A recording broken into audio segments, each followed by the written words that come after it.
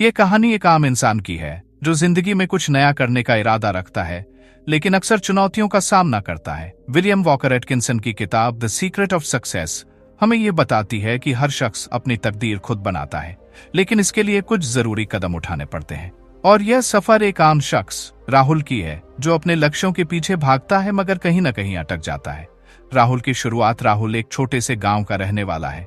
उसका सपना था कि वो शहर जाकर अपनी जिंदगी सुधारे, कुछ बड़ा करे। लेकिन जिंदगी हमेशा उसके रास्ते में चुनौतियां डालती रही। स्कूल से पास होने के बाद उसने काफी नौकरियां ट्राई की मगर कहीं ज्यादा वक्त टिक नहीं पाया।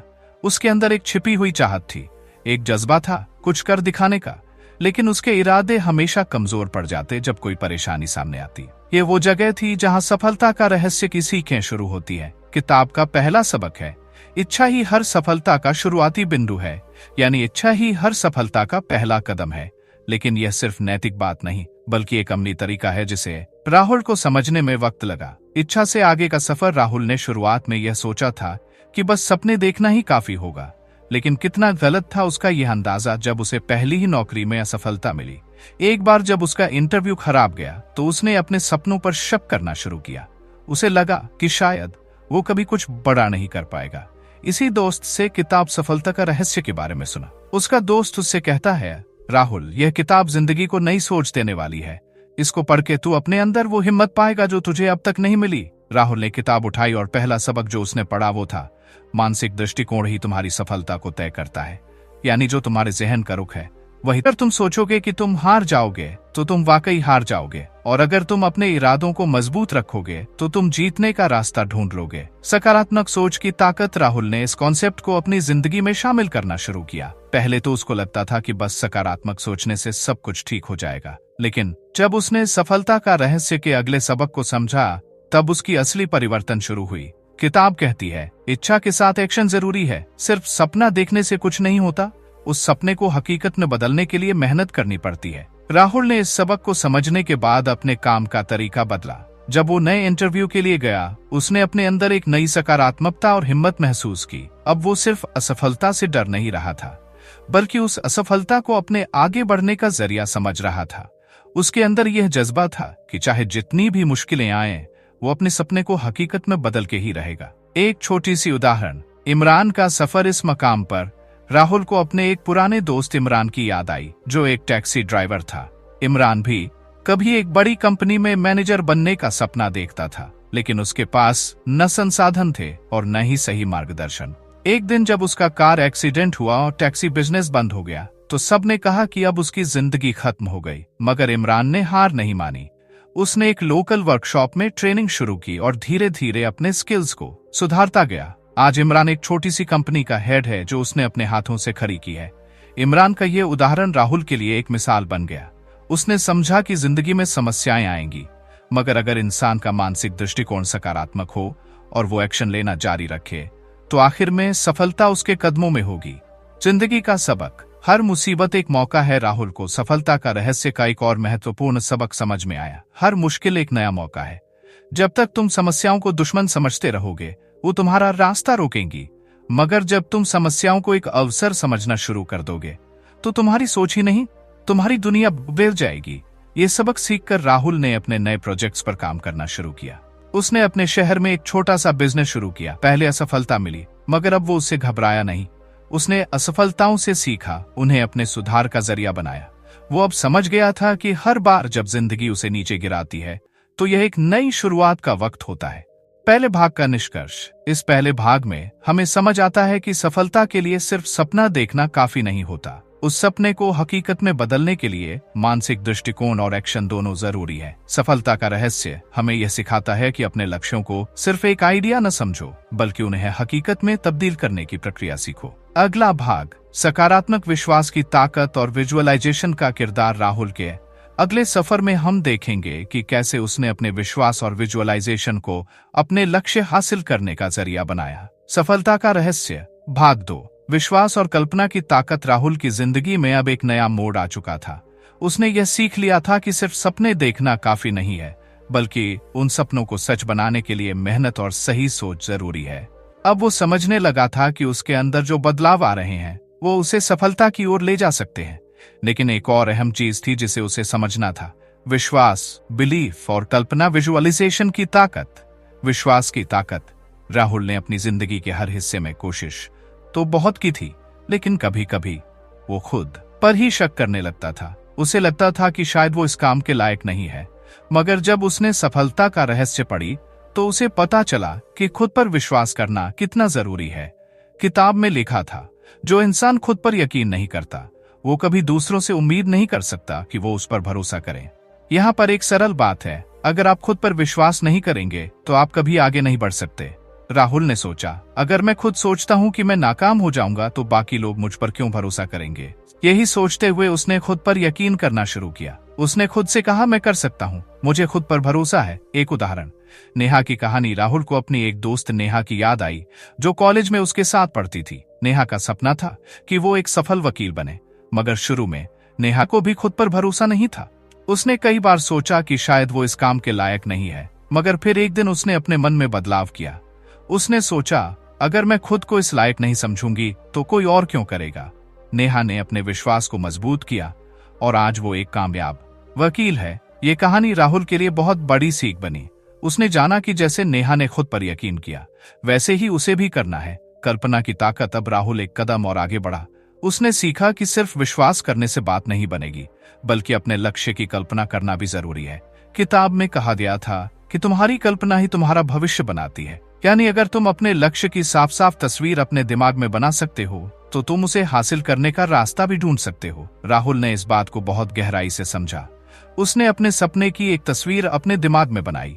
उसने खुद को उस कामयाब इंसान के रूप में देखा जो एक दिन बनेगा। हर दिन वो उस तस्वीर को सोचता, उसे महसूस करता जैसे वो हकीकत हो। एक और उदाहरण, सुमित की कहानी। राहुल को अपने एक और दोस्त सुमित की कहानी याद आई। सुमित एक छोटा व्यापारी था। उसने शुरू में सोचा था कि वो कभी बड़ा बिजनेस नहीं कर पाएगा, लेकिन एक दिन उसने सोचना शुरू किया, क्यों नहीं, अगर मैं अपने बिजनेस को बड़ा होते हुए देख सकूं तो मैं इसे सच कर सकता हूं। सुमित ने हर रोज अपनी दुकान को एक बड़ी कंपनी के रूप में देखा। धीरे धीरे उसने अपने बिजनेस को बढ़ाना शुरू किया। आज वो अपने शहर में एक बड़ा व्यापारी है। ये बात राहुल के दिल में घर कर गई।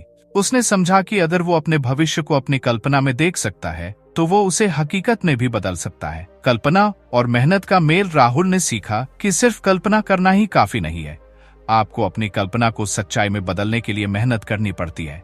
उसने सोचा, अगर मैं सिर्फ सोचूंगा और कुछ करूंगा नहीं तो मेरे सपने कैसे पूरे होंगे। उसने मेहनत शुरू की। वो हर रोज अपने काम पर ध्यान देता और हर दिन खुद को अपने लक्ष्य के करीब महसूस करता। किताब कहती है, कल्पना वो बीज है जिसे मेहनत की मिट्टी में बोना पड़ता है। राहुल ने इस बात को अपने दिल में बिठा लिया। उसने सोचा कि कल्पना करना एक शुरुआत है, लेकिन उसे हकीकत में बदलने के लिए कड़ी मेहनत भी करनी पड़ेगी।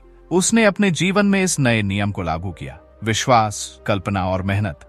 दूसरे भाग का निष्कर्ष, विश्वास और कल्पना की ताकत।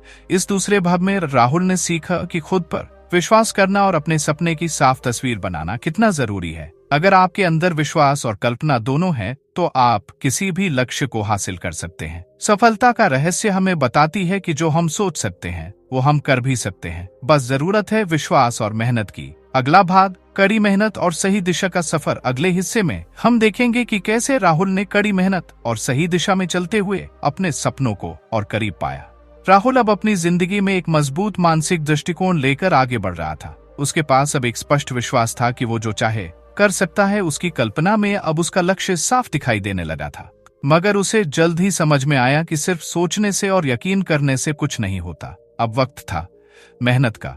किताब सफलता का रहस्य का तीसरा अहम सबक यही है, कड़ी मेहनत और सही दिशा में किया गया प्रयास ही सफलता का असली जरिया है। इसका मतलब है कि मेहनत तो बहुत लोग करते हैं, लेकिन सही दिशा में मेहनत करना ही असल कामयाबी की कुंजी है। राहुल का संकल्प। राहुल अब हर रोज अपने लक्ष्य की ओर बढ़ने के लिए मेहनत करता था। पहले वो अक्सर छोटी मोटी असफलताओं से हार मान लेता था, मगर अब उसके पास एक नई समझ थी।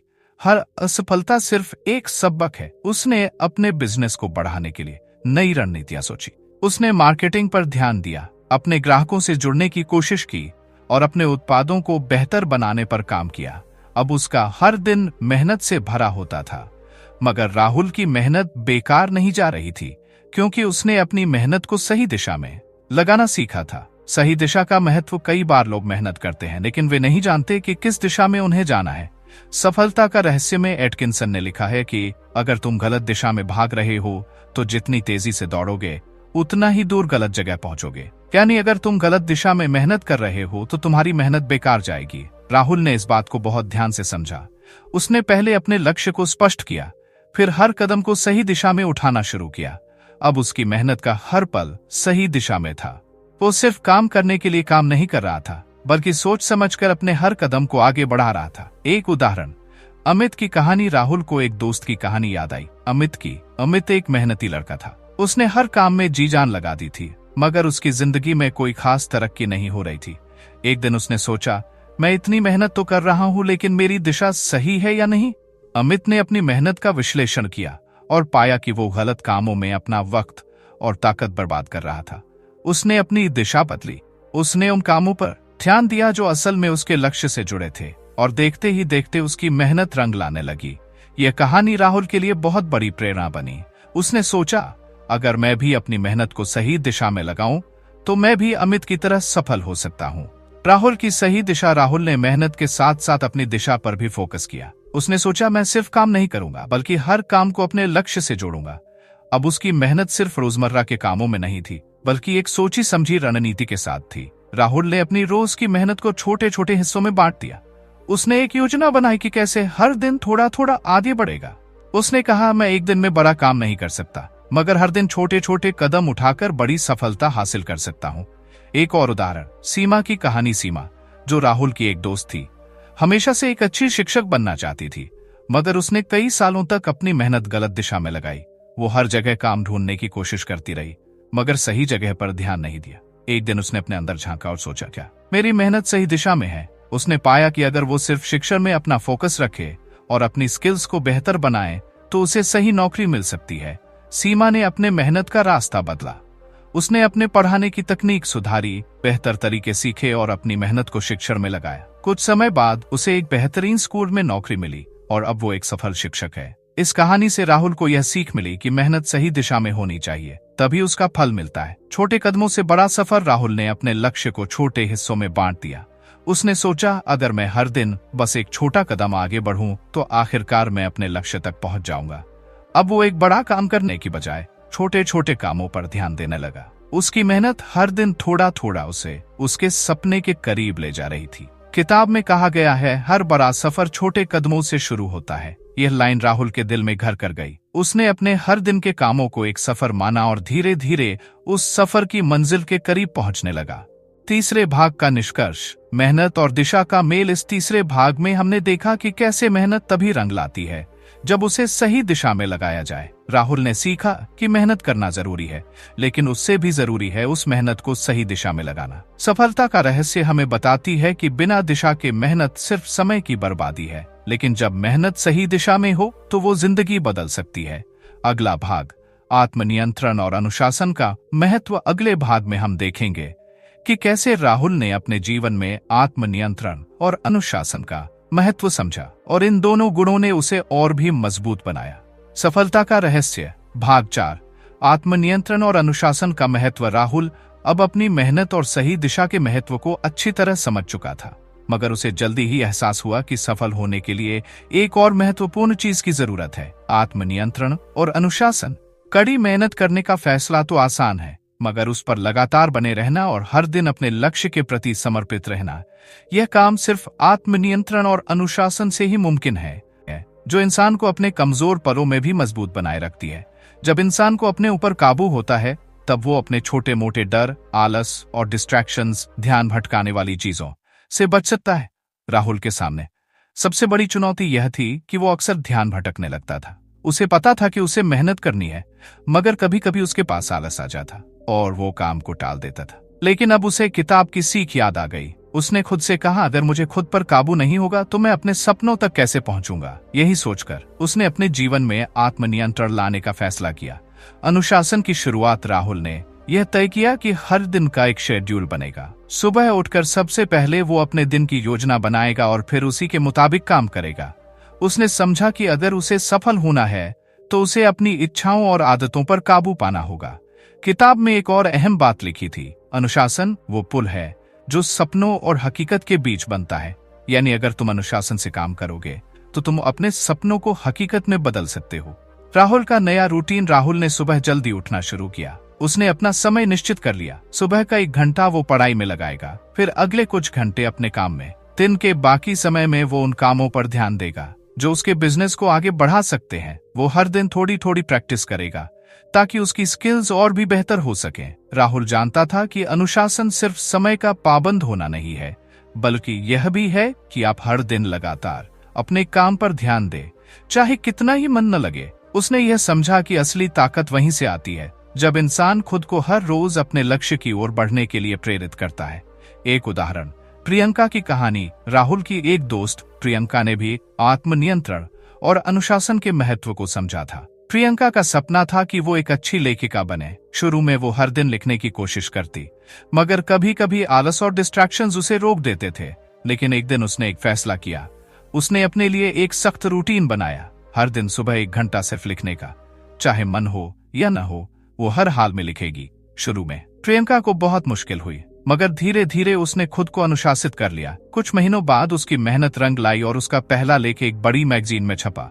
यह प्रियंका के लिए बड़ी कामयाबी थी और राहुल के लिए एक सीख।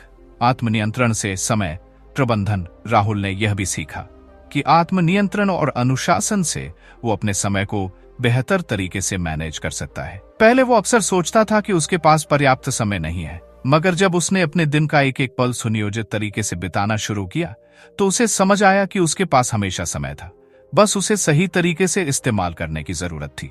राहुल ने अपने दिन को छोटे हिस्सों में बांट दिया। उसने हर काम के लिए एक समय तय किया और फिर उसी समय पर उसे पूरा करने की कोशिश की। अब वो ज्यादा फोकस्ड हो गया था और डिस्ट्रैक्शन से बचने लगा था। आत्मनियंत्रण ने उसे अपने समय का मालिक बना दिया था। एक और उदाहरण, रोहित की कहानी। राहुल को अपने एक और दोस्त रोहित की कहानी याद आई।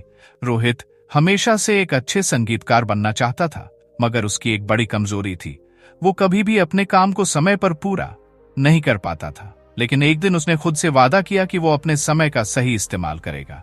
उसने हर दिन एक निश्चित समय पर प्रैक्टिस करना शुरू किया। पहले यह मुश्किल था, लेकिन धीरे धीरे उसका आत्मनियंत्रण बढ़ता गया। कुछ समय बाद रोहित ने एक म्यूजिक कंपटीशन जीता। यह कहानी राहुल के लिए एक और बड़ी सीख थी। उसने समझा कि अगर रोहित आत्मनियंत्रण और अनुशासन से सफलता पा सकता है तो वो भी पा सकता है। अनुशासन और सफलता का संबंध। राहुल को अब यह भी समझ आ गया था कि अनुशासन और सफलता का गहरा संबंध है। जब तक आप खुद को अनुशासन में नहीं रखेंगे, तब तक आप अपने लक्ष्य को नहीं पा सकते। किताब में कहा गया था, अनुशासन वो जादू है जो आपके सपनों को धरातल पर लाता है। राहुल ने इस बात को अपने जीवन का हिस्सा बना लिया। उसने अपने हर काम को अनुशासन के साथ किया, चाहे वो कितना ही थका हुआ क्यों ना हो। वो हर दिन अपने लक्ष्य की ओर एक कदम जरूर बढ़ाता। उसका मानना था कि अगर वो हर दिन थोड़ा थोड़ा काम करेगा तो धीरे धीरे उसकी मंजिल के करीब पहुंच जाएगा।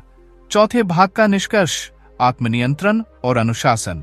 इस चौथे भाग में राहुल ने आत्मनियंत्रण और अनुशासन का महत्व समझा। उसने सीखा कि बिना आत्मनियंत्रण के आप अपनी इच्छाओं और आदतों पर काबू नहीं पा सकते, और बिना अनुशासन के आप अपनी मेहनत को सही तरीके से नहीं लगा सकते। सफलता का रहस्य हमें बताती है कि अनुशासन वो ताकत है जो इंसान को उसके सपनों तक पहुंचने में मदद करती है। अगला भाग, असफलता से सीखने की कला। अगले भाग में हम देखेंगे कि कैसे राहुल ने अपनी असफलताओं से सीखा और उन्हें अपनी सफलता की सीढ़ी बनाया। सफलता का रहस्य, भाग 5, असफलता से सीखने की कला। राहुल अब आत्मनियंत्रण और अनुशासन के महत्व को समझ चुका था, लेकिन उसकी राह में एक और बड़ी चुनौती आई, असफलता। असफलता से डर लगना स्वाभाविक है, लेकिन राहुल के लिए यह सीखने का मौका था। इस आखिरी हिस्से में हम देखेंगे कि कैसे असफलता ने राहुल को मजबूत बनाया और उसे सफल होने के रास्ते पर बनाए रखा। असफलता का सामना राहुल ने अपनी मेहनत और अनुशासन से एक बड़ा प्रोजेक्ट शुरू किया। उसे उम्मीद थी कि इस बार वो सफलता की सीढ़ी चढ़ेगा, मगर कुछ हफ्तों बाद उसे बड़ा झटका लगा। प्रोजेक्ट फेल हो गया। राहुल ने अपनी पूरी मेहनत और समय इस पर लगाया था और अचानक से यह असफलता उसे हिलाकर रख गई। उसे समझ नहीं आ रहा था कि आखिर क्या गलती हुई।